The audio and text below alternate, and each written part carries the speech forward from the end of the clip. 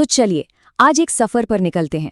एक ऐसा सफर जो हमें ले जाएगा आज से करीब करीब 3,500 साल पीछे, इंसानियत के सबसे पुराने और सबसे गहरे ग्रंथों में से एक ऋग्वेद की दुनिया में। शुरुआत एक बहुत ही दिलचस्प सवाल से करते हैं। जरा सोचिए, एक ऐसा जमाना जब लिखने के लिए ना कागज था न कलम, तो फिर इतना सारा ज्ञान, इतनी सारी बातें आखिर 3,500 सालों तक जिंदा कैसे रहीं? एक पीढ़ी से दूसरी पीढ़ी तक पहुंची कैसे? इसका जवाब पता है क्या है? सुनना। जी हाँ, उसे सुना गया, और इसी परंपरा को कहते थे श्रुति, यानी वो ज्ञान जिसे सिर्फ सुनकर याद रखा गया और आगे बढ़ाया गया। तो ठीक है, अब हम पहुंचते हैं उस दुनिया में जहां इस महान ग्रंथ यानी ऋग्वेद का जन्म हुआ। ये बात है आज से लगभग 3,500 साल पहले की, और जगह थी सप्त सिंधु का इलाका। अब ये ऋग्वेद है क्या? देखिए, इसका नाम ऋक् शब्द से आया है, जिसका मतलब होता है देवताओं की तारीफ में गाए जाने वाले भजन। और सबसे कमाल की बात यह है कि इसे अपौरुषेय माना जाता है, मतलब इसे किसी इंसान ने नहीं लिखा, बल्कि बड़े बड़े ऋषियों ने इसे महसूस किया, इसका साक्षात्कार किया। और इन भजनों को बिना एक भी गलती के याद करके सुनाने की जिम्मेदारी जिन पुजारियों की होती थी, उन्हें होत्रु के नाम से जाना जाता था। तो चलिए अब जरा इस किताब के अंदर झांकते हैं, देखते हैं कि इसे कैसे बनाया गया है, इसका स्ट्रक्चर कैसा है। पूरा ऋग्वेद असल में 10 किताबों यानी मंडलों में बटा हुआ है, और इनमें 1028, जी हाँ 1028 भजन हैं, जिन्हें सूक्त कहते हैं। चलिए इनमें से कुछ सबसे मशहूर सूक्तों पर एक नजर डालते हैं। जैसे कि इसके तीसरे मंडल में हमें मिलता है वो मंत्र जो शायद हम सब ने कभी न कभी सुना है, गायत्री मंत्र। इसे ऋषि विश्वामित्र ने रचा था, और इसका मकसद था हमारी बुद्धि को, हमारी चेतना को जगाना। अब 7वें मंडल में हमें एक बहुत बड़ी ऐतिहासिक लड़ाई का जिक्र मिलता है, दशराजन युद्ध, यानी 10 राजाओं की लड़ाई। कहानी कुछ यूं है कि एक तरफ थे भरत कबीले के राजा सुदास, और दूसरी तरफ 10 राजाओं का एक पूरा संगठन। परुष्णी नदी के किनारे एक भयंकर युद्ध हुआ, और आखिर में जीत राजा सुदास की हुई। और जानते हैं इस जीत का नतीजा कितना बड़ा था? राजा सुदास का जो कबीला था भरत, उसी के नाम पर आगे चलकर इस पूरी जमीन का नाम पड़ा भारतवर्ष। यहीं से ये नाम आया। अब एक और दिलचस्प बात, ऋग्वेद का जो 9वां मंडल है ना, वो पूरा का पूरा सिर्फ एक चीज को समर्पित है, सोम।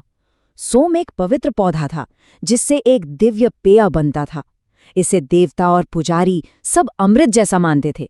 बड़ा ही रहस्यमयी अमृत था ये। तो सवाल ये उठता है कि ये जो इतने सारे भजन हैं, ये आखिर किन देवताओं के लिए थे? देखिए, ये वो देवता नहीं थे जो मंदिरों में मूर्तियों में रहते हैं। ये तो खुद प्रकृति की बड़ी बड़ी ताकतें थीं। और अगर हम देखें कि किस देवता को कितने भजन समर्पित हैं, तो एक बात साफ हो जाती है, 2 देवता सबसे ऊपर थे।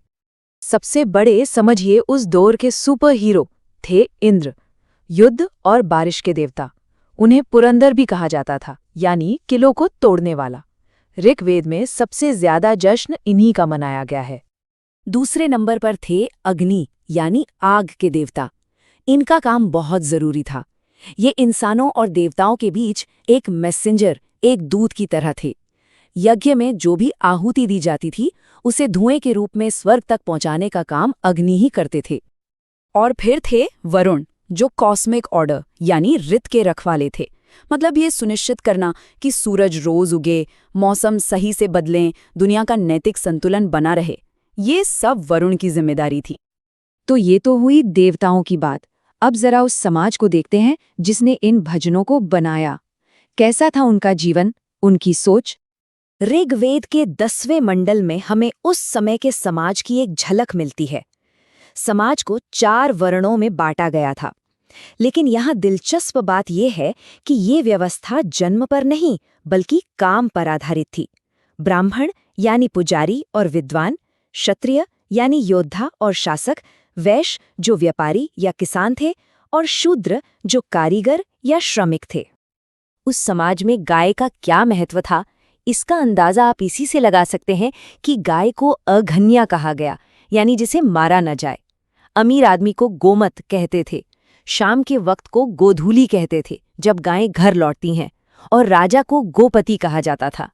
मतलब गाय सिर्फ जानवर नहीं, बल्कि दौलत, वक्त और ताकत, हर चीज का पैमाना थी। और हाँ, महिलाओं की स्थिति भी काफी अच्छी थी। उन्हें पढ़ने लिखने का पूरा हक था। इतना ही नहीं, लोपामुद्रा, घोषा, अपाला जैसी कई महिलाओं ने तो खुद वैदिक भजनों की रचना की थी। उस दौर में बाल विवाह या सती प्रथा जैसी कोई बात सुनने को नहीं मिलती। ठीक है, ये सब तो हो गई इतिहास की बातें, लेकिन सवाल ये है कि आज 3,500 साल बाद इस पुरानी किताब की बातें हमारे लिए क्या मायने रखती हैं? इसका महत्व इतना ज्यादा है कि ये सिर्फ भारत की नहीं बल्कि पूरी दुनिया की धरोहर है। यूनेस्को ने भी ऋग्वेद को memory of the world register में शामिल किया है।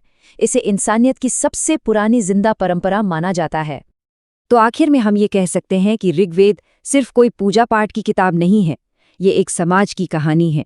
एक ऐसी कहानी जिसमें इंसान, प्रकृति और इस पूरे ब्रह्मांड के बीच एक तालमेल, एक बैलेंस खोजने की कोशिश की गई थी। तो सोचने वाली बात यह है कि संतुलन की उस प्राचीन खोज से आज हम क्या सीख सकते हैं।